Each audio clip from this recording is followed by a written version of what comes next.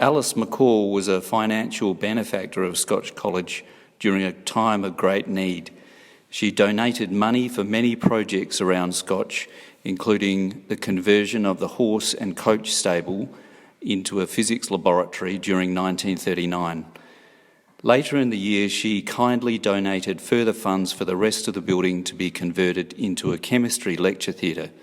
This was completed between 1939 and 1940. Today, the area between the art stable and the Rodney McPherson Memorial Building is known as the Alice McCaul Precinct to honour her memory and generosity. Before this period, the stable complex housed a manager's office, blacksmith, hayloft and coach house.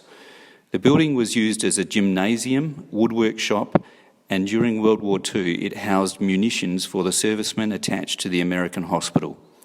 The building evolved into a visual arts precinct during the transition from Rofe to the Miles era, with a large amount of the redesign to the loft above Art Room 1 and much work being done by Head of Art Gary Schenk and his staff.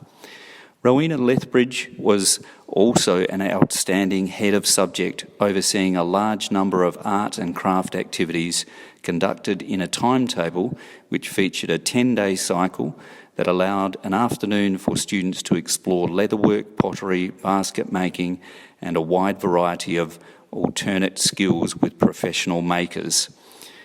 The Alice McCaul Precinct now includes art, design, photography, video and digital technology, and most spectacularly, a fashion and sewing club run by Miss Jodie Munro.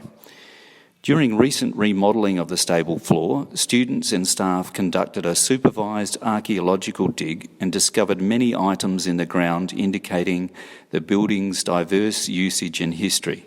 These finds, including pen nibs and ink bottles, paintbrushes and pencils, horseshoe nails, rodent bones, and a tiny clay sculpture of a person.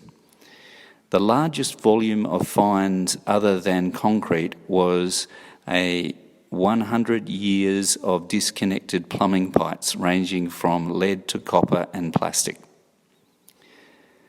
My name is Mark Newton and I'm employed at Scotch College as Head of Technology and Visual Arts Faculty, which incorporates food technology and design technology.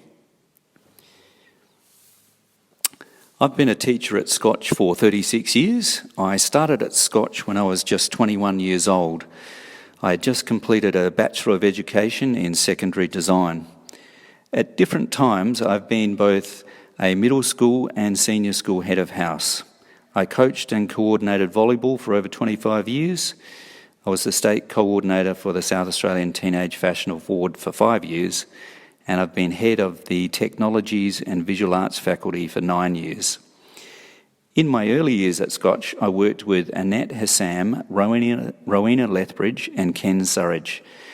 These were definitely enjoyable and fun years to teach. Art, craft and design were thriving. This was in part due to the non-graded classes called creative leisure activities enjoyed by most year levels. We even had specialist craft teachers coming to teach leatherwork, basket weaving and silk painting. This was referred to earlier. Gradually, educational thinking changed and each year there was less and less time for creative and craft pursuits. Annette Hassam and Rowena left and Jenny Poole arrived at Scotch and took over as head of faculty.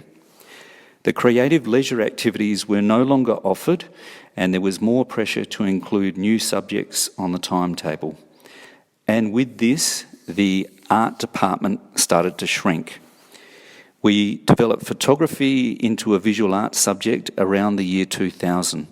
This was popular, and as digital cameras and software developed, this added to the popularity of this subject. In 2007, we introduced fashion design to Scotch, and we discovered the amazing Jodie Munro. Jodie went on to train as a teacher and was employed as a full-time teacher at Scotch a couple of years later. Jodie has grown fashion and textiles, with both subjects in the area being offered from years 9 to 12. Ken Surridge and I have been at Scotch for 35 years together, and we have formed an incredible partnership. Ken has been the backbone of all things arty, and I have been the main design teacher. I just wanted to talk a little bit about the courtyard which was established recently. So a courtyard was created next to the art building when the 2-storey Prescott laboratories were knocked down and a new building was built for design and technology. This area was further enclosed when the Webb Science Building was built. The courtyard was bitumen, and the only redeeming feature were the jacaranda trees and some small garden beds. A young teacher by the name of Sarah Bell, who was teaching art at Scotch at the time, made some mosaic benches and placed them near the jacaranda trees in this courtyard. After several years, these benches started to fall apart, and this was the catalyst for me to start the project to redesign the area. I got Year 8 students to design and make new mosaic benches, and a parent by the name of Simon Taylor made the frames to support them. I then developed a concept for the courtyard, weaving together notions of an artist's palette, the pathways students needed to move through the area, and a yin and yang symbol. It was fortunate that the parents and friends were able to support the development of this courtyard. We are very grateful for their support. I'd also like to thank Karen Just, a parent, for developing the planting plan. The courtyard took shape in 2016 with the help of boarding students and Ken Surridge. Since then, art and design and technology have created sculptures by students that have enhanced this space. 4 new mosaic benches were installed under the jacaranda trees, and they are a popular area for students to go. So I also wanted to just talk a bit about my aspirations for this faculty, and in essence, I think this faculty has responded to changes in education, and by introducing things like photography, fashion, and digital subjects, we've actually responded to the interest of our students, and we've generated, I think, new ways for students to express their ideas. And in many ways, this, while this is a reflection of what's going on in society, it's been part of our thinking to introduce new subjects. And this has, I think, gained interest in the student body. And I would hope that in future years, that the art department and design and fashion will continue to respond to changes in society and the interests of students, and maintain a forward-thinking approach to encouraging the communication and problem-solving approach that is really central to working in the visual arts. I'd now like to introduce the next person in the interview, and that is Rowena Lethbridge. Rowena took over the head of the visual arts around 1987.